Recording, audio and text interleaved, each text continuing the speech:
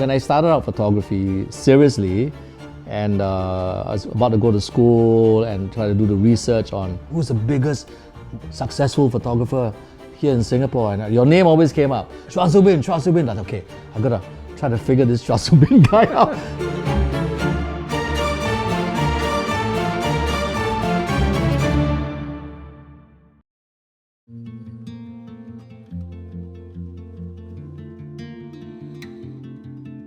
In 1950, I was in a small agency. It's called Papino. When I start my commercial studio, I create this poster for myself. I shoot my self-portrait, make it as a wanted man. So this is quite an important advertisement for myself.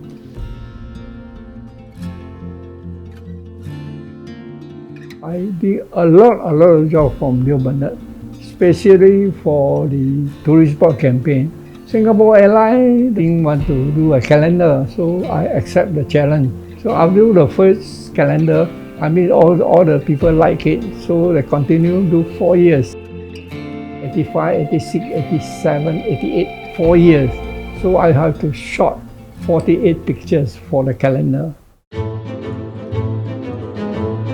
Try to find the good artists, I mean especially the old master for Chinese ink painting. I try to look for their good pictures. I cannot find any good pictures.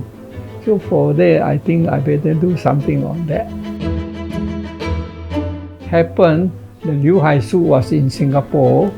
That's why I start with Liu Haisu first. From there, I think out. So I have an idea. So I have a very senior who he's giving me the name for the 20th century more important ink artists.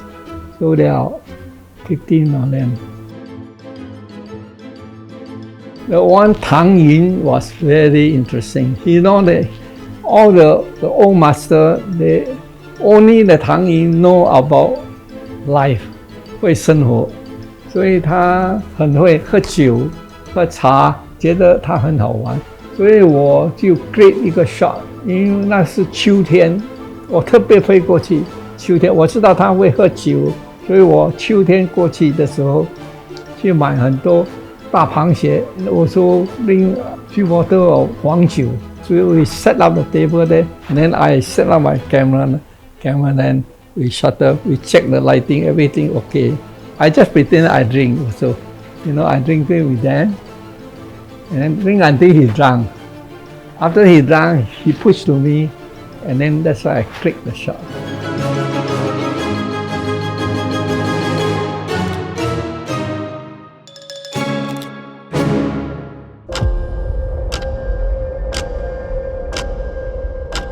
My father gave me this camera, and it was a gift when I went away to school in America when I was 16. So it's not something that I wanted, but he just gave it to me as a present. So in a way, I didn't ask to be a cameraman or a photographer, so Dad just got me a camera as a present. So the first major break I got in terms of shooting a movie star was Robert Downey Jr. And he was an up-and-coming actor, had a wild reputation. So at that time already, people saw my pictures, and managers somehow saw my work with younger actors and models. And so his managers just called me up and told me that, hey, I think you guys will get along. I think that Robert will like your work, and can I just send him to you? And that's how actually I was on my way and just doing the first movie star. And it was an amazing shoot. When I approach a subject, when I try to light the subject, I would say 99% of the time I use one light. It's because God made one sun, and it still looks great out there, And the great painters, the Italian painters, Caravaggio, they all have this directional light feel, the whole light and dark and deep shadows, and that's how I kind of drew on that, and so the sets and when I light something, usually you can see, so usually it's one light source, one directional light source, and usually shadows are nice and deep and gives it form. So I would say that's kind of my style. It's the craftsmanship, and these are the values I hold dear to my heart. Try to apply it to my artwork, because I don't want someone looking at my work and go, it's out of fashion in 3 months. So it was during the pandemic that they opened the show in Edo, Russel Wong in Kyoto at the Asian Civilization Museum, and I had the opportunity to So I have these works that I was working on for 13 years. I have it exhibited in the museum. For a whole year. It was the first time that I saw all my pictures printed out and framed. That was really touching to me because, as photographers these days, we see it on the laptop, right? We don't see it printed nicely on nice paper and have it nicely framed with beautiful lighting. So to see all of it in one space was really, really like a joy. I went there nearly every day just to even just look at it.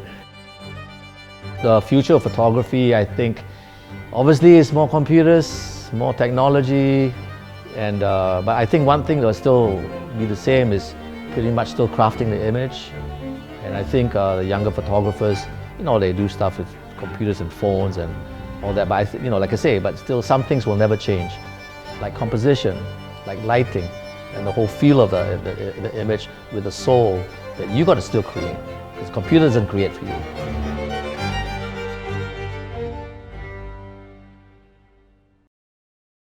I married in opposite my house, and then I always go to his father. It's called Dr. Wong. I can see Russel Wong running around there. I think was I wearing clothes to it? No. So she's very naughty. Things have not changed. Yeah.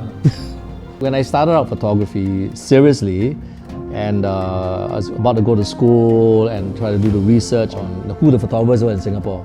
So of course I wanted to know, okay, so who's the biggest successful photographer here in Singapore? And your name always came up, Chua Soo. That's okay, I'm gonna try to figure this Chua Soo guy out. So I learned that you were shooting all the biggest accounts. I just knew that you were shooting for Singapore Airlines. And from then and even now, it's one of the biggest accounts then because it was a global account.